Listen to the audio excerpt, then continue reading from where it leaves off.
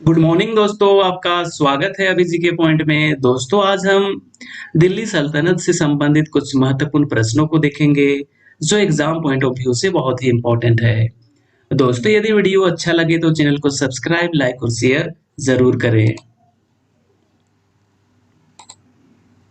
पहला प्रश्न है, दिल्ली की प्रथम सुल्तान कौन थे जिन्होंने दक्षिणी भारत को पराजित करने का प्रयास किया? दिल्ली के प्रथम सुल्तान कौन थे जिन्होंने दक्षिणी भारत को पराजित करने का प्रयास किया?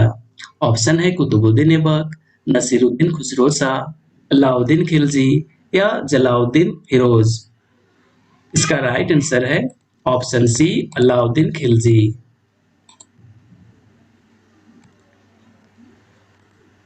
अगला प्रश्न है, गजनी का वह प्रथम शासक कौन था? गजनी का वह प्रथम शासक कौन था जो खलीफाओं से सुल्तान की उपाधि धारण ग्रहण कर सुल्तान कहलाने वाला प्रथम शासक बना? ऑप्शन है सुबतुगिन, महमूद गजनवी, मोहम्मद गौरी या अल्पतगिन।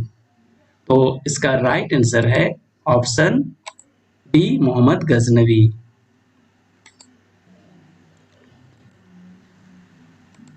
अगला प्रश्न है,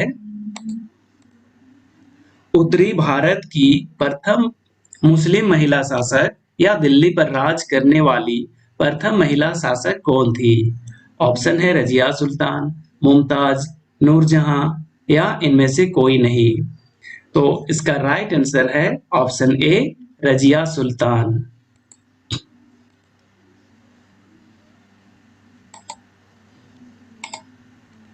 अगला प्रश्न है, मोहम्मद गौरी विजित प्रदेशों की देखभाल करने के लिए निम्नलिखित में से किस विश्वसनीय जनरल को छोड़कर गया था? मोहम्मद गौरी विजित प्रदेशों की देखभाल के लिए निम्नलिखित में से किस विश्वसनीय जनरल को छोड़कर गया था? ऑप्शन है नसीरुद्दीन, इल्तुतमिश, कुतुबुद्दीन ऐबक या मलिक कफूर। तो इसका राइट आंसर है ऑप्शन सी, कुतुबुद्दीन ऐबक।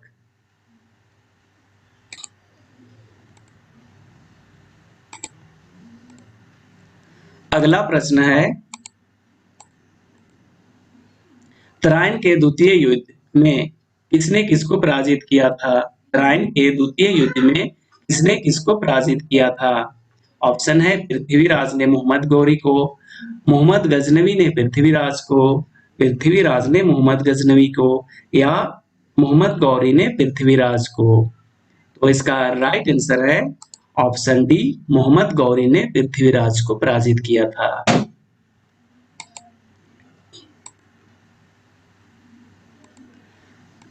अगला प्रश्न है, सन 1329 और 1323 के बीच किसने तांबे के सिक्के के रूप में प्रमाण स्वरूप सांकेतिक मुद्रा प्रचलित किया था? सन 1329 और 1330 के बीच किसके द्वारा तांबे के सिक्के के रूप में प्रमाण स्वरूप सांकेतिक मुद्रा का प्रचलन किया था? तो ऑप्शन है अलाउद्दीन खिलजी, गयासुद्दीन तुगलक, मोहम्मद बिन तुगलक या फिरोज तुगलक। तो इसका राइट आंसर है ऑप्शन सी, मोहम्मद बिन तुगलक द्वारा किया गया था।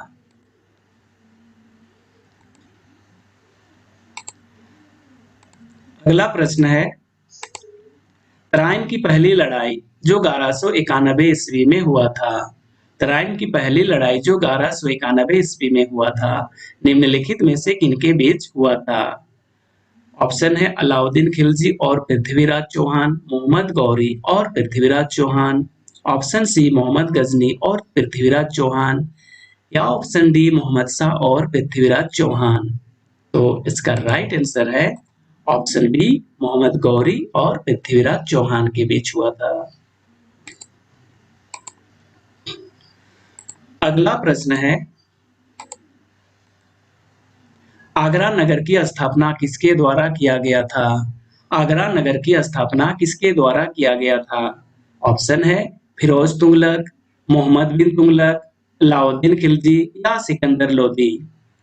तो इसका राइट आंसर है ऑप्शन डी, सिकंदर लोदी।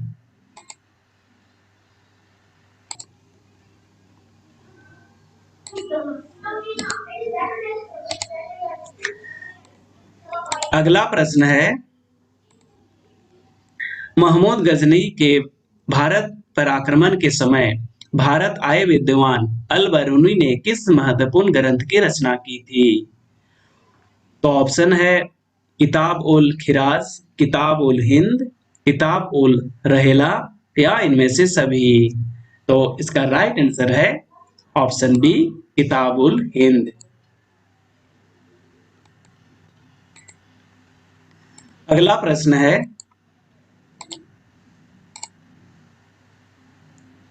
दिल्ली सल्तनत की दरबारी भाषा क्या थी? दिल्ली सल्तनत की दरबारी भाषा क्या थी? ऑप्शन है उर्दू, फारसी, हिंदी या अरबी। तो इसका राइट आंसर है ऑप्शन बी, फारसी भाषा।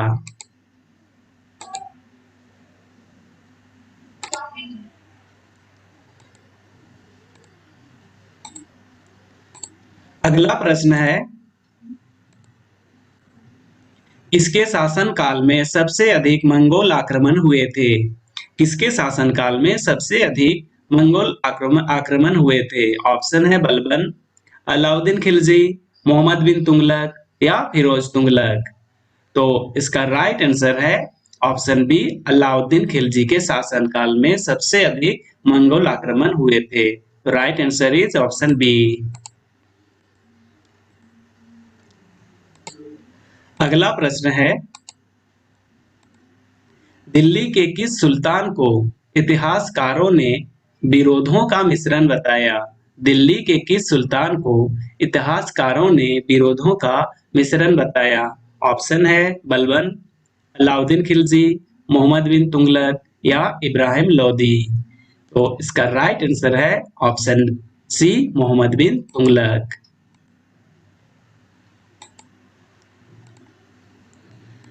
अगला प्रश्न है, महमूद गजनवी के भारत पर आक्रमण का उपदेश क्या था? मोहम्मद गजनी के भारत पर आक्रमण का उपदेश क्या था? ऑप्शन है इस्लाम का प्रचार, गजनी साम्राज्य का विस्तार, मूर्तियों को तोड़कर एवं मंदिरों को लूटना या मध्य एशिया में एक बड़े साम्राज्य की स्थापना के लिए धन प्राप्त करना। तो इसका राइट आंसर है ऑप्शन डी, मध्य एशिया में एक बड़े साम्राज्य की स्थापना के लिए धन प्राप्त करना।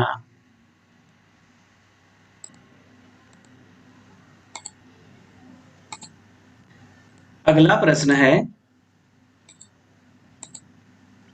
निम्नलिखित में से वह दिल्ली का सुल्तान कौन था जिनकी मृत्यु चौगान या पोलो खेलते समय हुआ था? तो ऑप्शन है कुतुबुद्दीन ऐबक, अलाउद्दीन खिलजी, फिरोज शाह तुगलक या गयासुद्दीन तुगलक। तो आई होप आप सभी को इसका आंसर पता होगा। इसका राइट आंसर है ऑप्शन ए, कुतुबुद्दीन ऐबक। अगला प्रश्न है, कुव्वत उल इस्लाम मस्जिद का निर्माण किसके द्वारा किया गया था? कुव्वत उल इस्लाम मस्जिद का निर्माण किसके द्वारा किया गया था? ऑप्शन है कुतुबुद्दीन ऐबक, अलाउद्दीन खिलजी, इल्तुतमिश, मोहम्मद आदिल शाह। तो इसका राइट आंसर है ऑप्शन ए, कुतुबुद्दीन ऐबक द्वारा किया गया था। अगला प्रश्न है,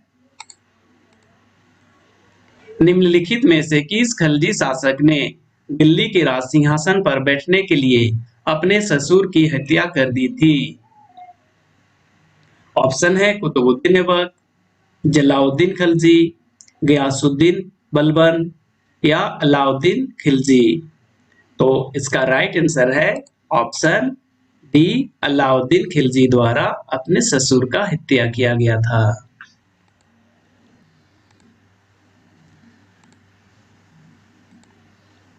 अगला प्रश्न है, रजिया सुल्तान किसकी बेटी थी? रजिया सुल्तान किसकी बेटी थी? ऑप्शन है इल्तुतमिश, कुतुबुद्दीन ऐबक, नसीरुद्दीन या बलबन। तो आई होप आपको इसका आंसर पता होगा। तो इसका राइट आंसर है ऑप्शन ए इल्तुतमिश।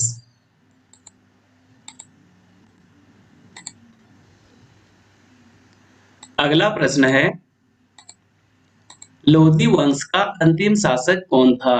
लोदी वंश का अंतिम शासक कौन था? ऑप्शन है बहलोल लोदी, इब्राहिम लोदी, दौलत खां लोदी या सिकंदर लोदी। तो इसका राइट आंसर है ऑप्शन बी इब्राहिम लोदी। अगला प्रश्न है, इनाम भूमि किसको दिया जाता था? इनाम भूमि किसको दिया जाता था? ऑप्शन है विद्वान और धार्मिक व्यक्ति को, मनसबदार को, पैतृक राजस्व संग्राहक को या कुलीन वर्ग को। तो इसका राइट आंसर है ऑप्शन ए विद्वान और धार्मिक व्यक्ति को दिया जाता था इनाम भूमि। दोस्तों यदि वीडियो अच्छा लगा तो चैनल को सब्सक्राइब, लाइक और शेयर जरूर करें। Thanks for watching.